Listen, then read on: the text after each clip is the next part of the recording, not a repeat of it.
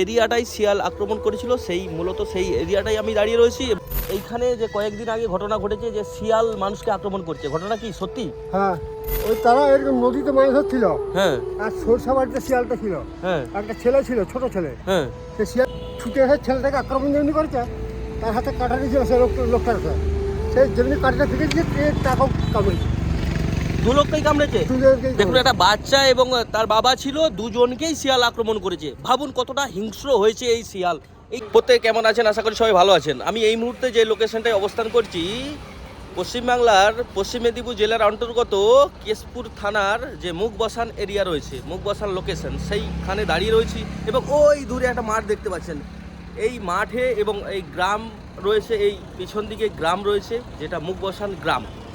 দুদিন আগে এই রকমই কিছু ঘটনা ঘটেছে যে শিয়াল মানুষের উপরে আক্রমণ করছে। কারণ আমরা দেখে আসছি গ্রামের অধিকাংশ বাড়িতে মুরগি হাঁস লালন পালন হতো এবং শিয়াল গ্রামের ভিতরে এসে সেই মুরগি হাঁস অনেক ক্ষেত্রে তুলে নিয়ে চলে গেছে তাদের খাবারের জন্য।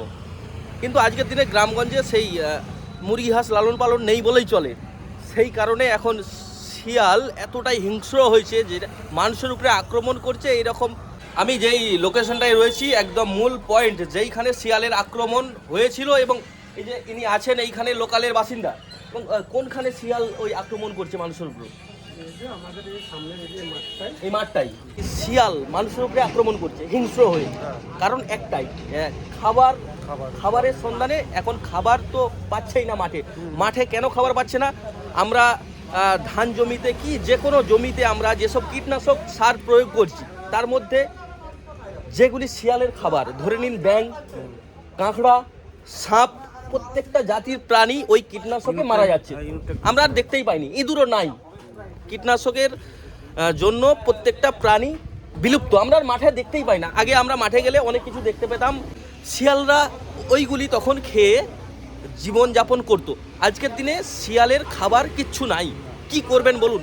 এই জন্য মূলত আমার যে ধারণা মানুষের উপরে এইভাবে হিংস্রভাবে মানুষকে কামড় দিচ্ছে। গ্রামের লোককে অবশ্যই সাবধানতা অবলম্বন করেই থাকতে হবে। কারণ শিয়াল কামড়ালেও আমরা শুনেছি, কুকুর কামড়ালে যেরকমভাবে জলাতঙ্ক রোগ ছড়ায়, শিয়ালের ক্ষেত্রেও সেই সেম কেস। শিয়ালের ক্ষেত্রেও আমরা পড়েছি যে জলাতঙ্ক হওয়ার আশঙ্কা থাকে। লাঠি নিয়ে দাঁড়িয়ে আছেন ড্যাং। এখানে যে শিয়ালের কি একটা আতঙ্ক শুনছিলাম, ঘটনাটা কি? সে ভিতর দিকে কি ঘটনাটা কি ঘটছে? হ্যাঁ, তো শিয়ালে আক্রমণ করছে মানুষকে, ঘটনাটা সত্যি। যদিও আমি মুখবসান এরিয়া গিয়েছিলাম এবং অ্যাকচুয়ালি যেই ব্যক্তিকে শিয়াল আক্রমণ করেছিল তাকে আমি পাইনি। সে বাইরে রয়েছে, কোথায় মানে গিয়েছে আর কি। কিন্তু যেই এরিয়াটাই শিয়াল আক্রমণ করেছিল মূলত সেই এরিয়াটাই আমি দাঁড়িয়ে রয়েছি। এবং এই যে কাকা রয়েছেন একজন বয়স্ক, ওনার হাতে একটা লাঠি রয়েছে। যদিও ধরে নিন কোনো প্রাণী, হিংস্র প্রাণী যদি আসে, সাবধানতা অবলম্বন করা বিশেষ করে প্রয়োজন, তো তাই না? লাঠি রয়েছে। এখন ঘটনা হচ্ছে আপনার এইখানে যে কয়েকদিন আগে ঘটনা ঘটেছে যে শিয়াল মানুষকে আক্রমণ করছে, ঘটনা কি সত্যি? হ্যাঁ, হ্যাঁ, কি রকম আক্রমণ করছে? ওই তারা এরকম নদীতে মাছ ধরছিল। হ্যাঁ, আর সরষা বাড়িতে শিয়ালটা ছিল। হ্যাঁ, একটা ছেলে ছিল, ছোট ছেলে। হ্যাঁ, সে শিয়ালটাকে দেখতে ঢিল ফিরছে। হ্যাঁ, ঢিল ফিরতে সে ছুটে এসে ছেলেটাকে আক্রমণ যেমনি করেছে, তার হাতে কাটারি ছিল সে লোকটার কাছে। সে যেমনি কাঠিটা ফেঁকে দিয়েছে, তাকেও কামড়েছে।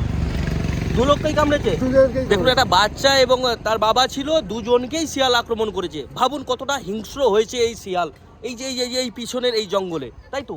হ্যাঁ, আপনি তখন কোথায় ছিলেন? আমরা তো গরু চড়াই।